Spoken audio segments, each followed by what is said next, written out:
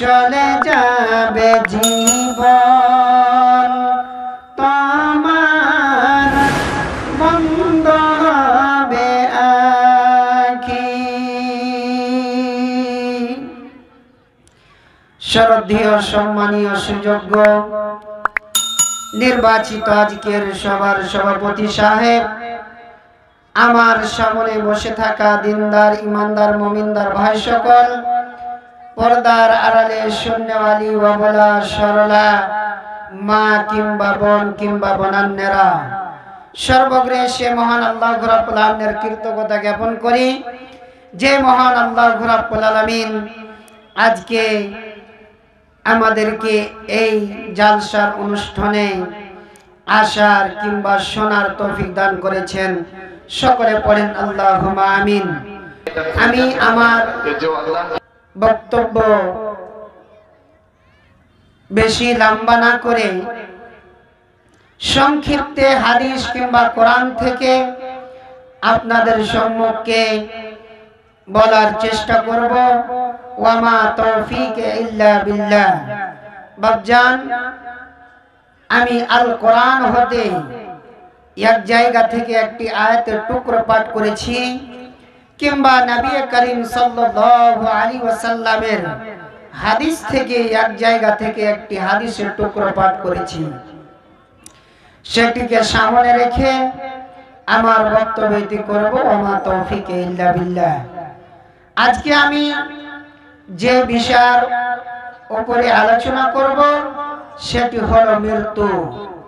আল্লাহ রাব্বুল আলামিন পৃথিবীর বুকে হযরতে আদম থেকে নিয়ে মুহাম্মদ সাল্লাল্লাহু তাআলা আলাইহি ওয়াসাল্লাম পর্যন্ত, কিংবা মুহাম্মদ থেকে নিয়ে এখন পর্যন্ত যতজন এসেছিল চলে গেছে, যারা এসেছিল চলে গেছে, যারা এসছে তারা যেতে হবে।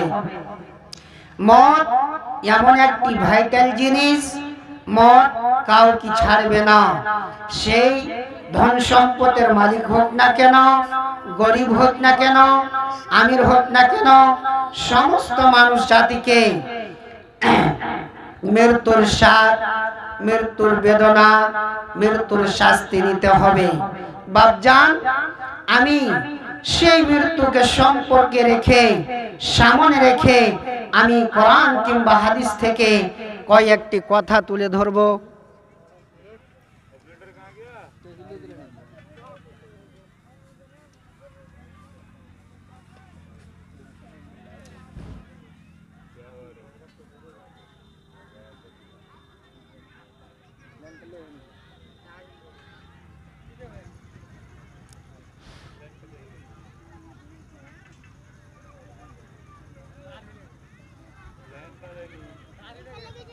সারা জীবনের জন্য আল্লাহ রাব্বুল আলামিন কোন মানুষকে কিংবা কোন নবীকে সেই পৃথিবীর বুকে পাঠাননি।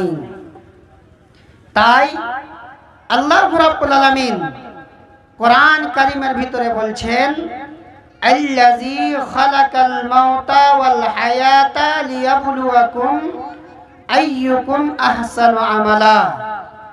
আল্লাহ রাব্বুল আলামিন মানুষকে সৃষ্টি করার আগে মৃত্যুকে সৃষ্টি করেছেন। কেন?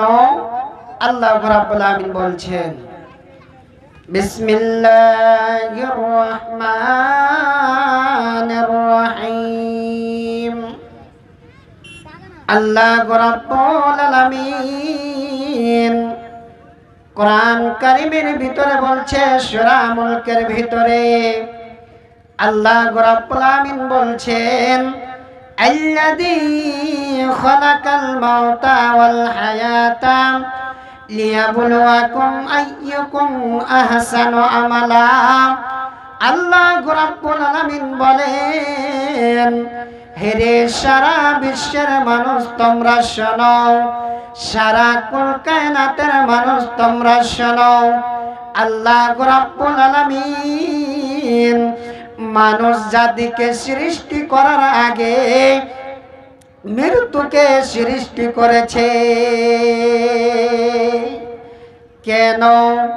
আল্লাহ রাব্বুল আলামিন বলেন, কেন আমি মৃত্যুকে সৃষ্টি করলাম পৃথিবীর বুকে মানুষকে আমি পড়ালাম একটি শিক্ষা দিয়ে।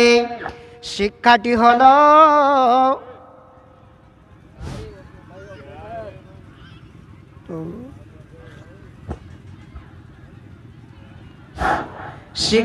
হলো আমি মানুষকে সৃষ্টি করার আগে মৃত্যুকে সৃষ্টি করেছি।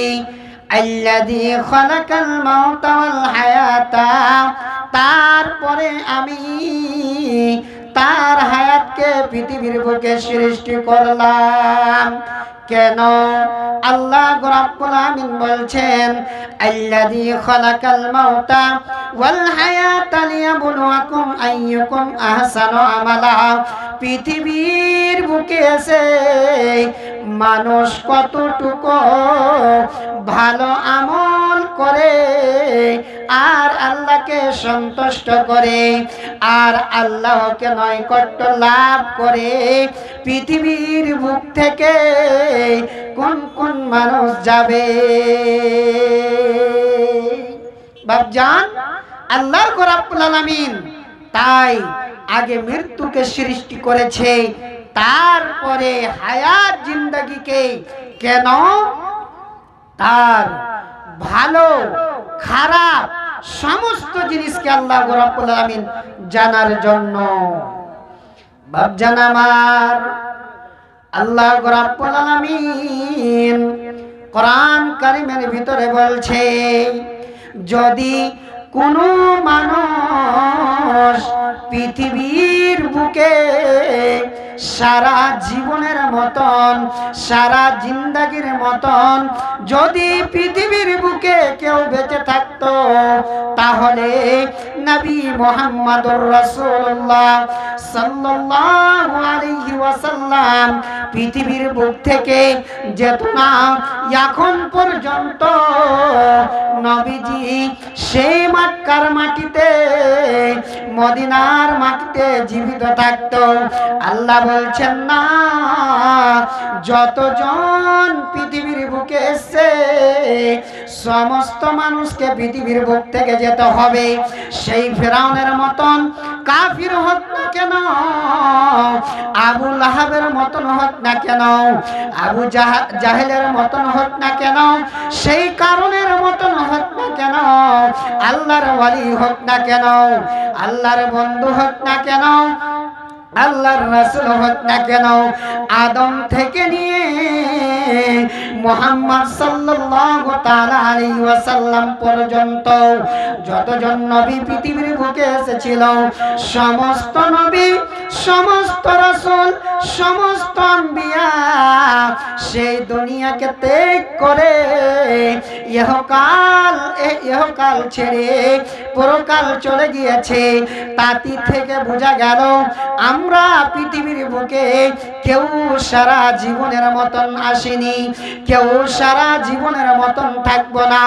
আল্লাহ রাব্বুল আলামিন বলছেন, নবীজিকে খিতাব করে কোরআন কারীমের ভিতরে আয়াত অবতীর্ণ করছে আর বলছেন, নবীজি তুমি শোনো, তোমার মতন নবী আমার বন্ধু মুহাম্মদ সাল্লাল্লাহু তাআলা আলাইহি ওয়াসাল্লাম তোমাকেও সারা জীবন পৃথিবীর বুকে রাখা যাবে না।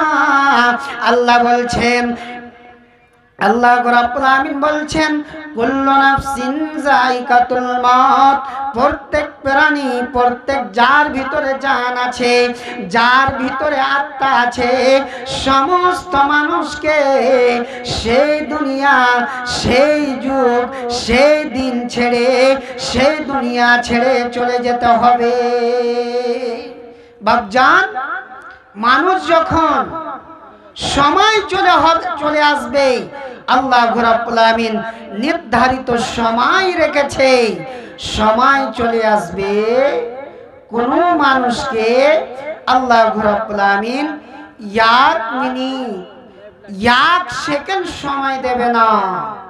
আল্লাহ বলছেন, যখন কোন মানুষের সময় চলে আসে, আল্লাহ রাব্বুল আলামিন মালিকুল মউতকে বলে তুমি চলে যাও, অমুক গ্রাম অমুকের ছেলে তার কাছে যাও, আর তার পৃথিবীর বুকে থাকার সময় নাই। আল্লাহ রাব্বুল আলামিনের অর্ডারে মালিকুল মউত সেই বান্দার কাছে সে অবস্থান হয়ে যায়। আর যখনই মালিকুল মউত আসে, এসে তাকে আহ্বান জানাবে, হে আল্লাহর মুমিন বান্দা, হে আল্লাহর মুমিন বান্দা, হে আল্লাহওয়ালা, তোমার সময় হয়ে গিয়েছে, তোমাকে আর সময় দেওয়া হবে না। আল্লাহ রাব্বুল আলামিন কোরআন কারীমের ভিতরে বলছে, ইয়া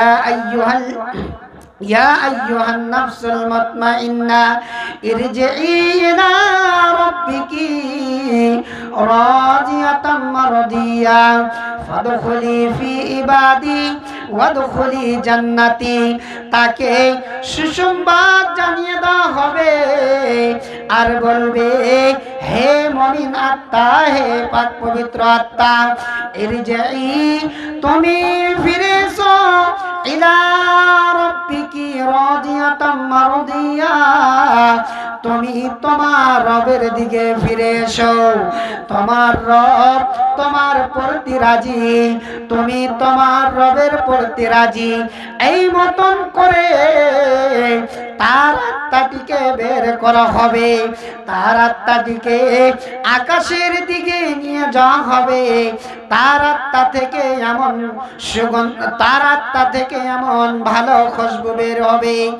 আর ফেরেশতারা বলবে, আহলান সাহলান মারহাবা, আহলান সাহলান মারহাবা, এই মতন করে সুসংবাদ জানাবে।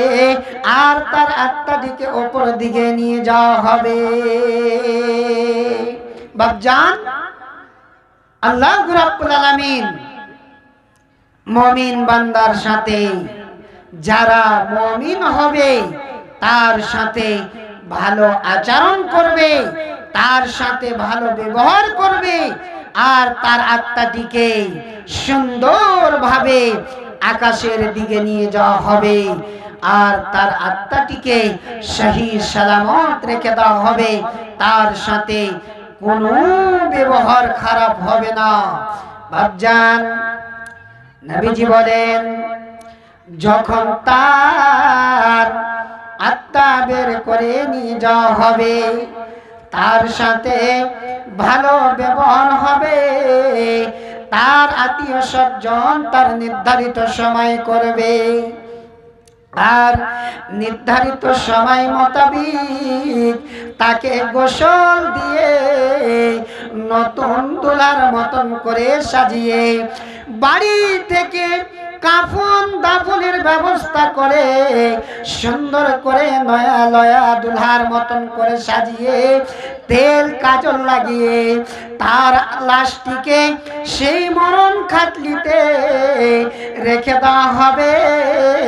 তার আত্মা, তার লাশটিকে নিয়ে যখন কবরস্থানের দিকে নিয়ে চলে যাওয়া হবে, সেই বলবে, ইউকাদ্দিমুনি ইউকাদ্দিমুনি, আমাকে তাড়াতাড়ি নিয়ে চলো, আমার জায়গা আমাকে তাড়াতাড়ি নিয়ে চলো। তার আত্মাকে নিয়ে তাকে, তার ডেড বডিকে নিয়ে চলে যাওয়া হবে, কবরে রাখা হবে।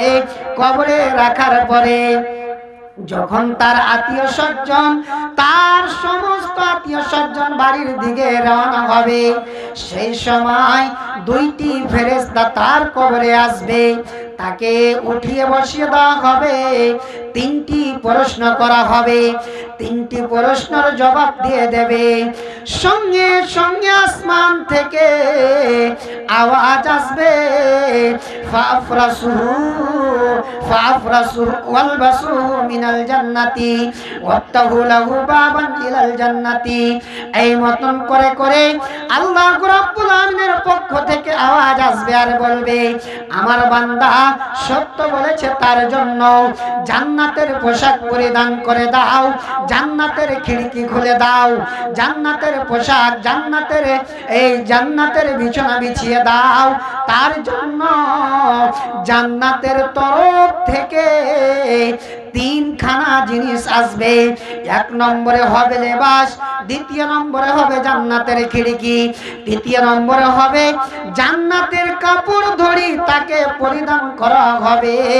আর তাকে বলবে, তুমি এই মতন ঘুমিয়ে যাও যেমন তুমি তোমার নতুন বউর কাছে ঘুমিয়েছিলে। বাপজান, যদি আমরা ভালো আমল করতে পারি, যদি আমরা 5 ওয়াক্তের নামাজ পড়তে পারি, আল্লাহর নৈকট্য লাভ করতে পারি, তবে আমাদের মৃত্যু হবে ইমানের হালাতে, মুমিনের হালাতে, শহীদের হালাতে। বাপজান, আমরা যেন সকলে 5 ওয়াক্তের নামাজ পড়তে পারি। আর আমাদের যখন মৃত্যু হবে, যেন আমাদের মৃত্যু কালমায়ে শাহাদাতের উপরে হয়, যেন আমরা কালমায়ে শাহাদাত পড়ে মৃত্যুবরণ করতে পারি। এখান থেকে আমার বক্তব্য এটি করেছি। বলার মাধ্যমে যদি ভুল ত্রুটি হয়, ভাই মনে করে, বন্ধু মনে করে ক্ষমা করবেন। আসসালামু আলাইকুম ওয়া রাহমাতুল্লাহি ওয়া বারাকাতুহু। ওয়া আলাইকুম আসসালাম ওয়া রাহমাতুল্লাহি ওয়া বারাকাতুহু।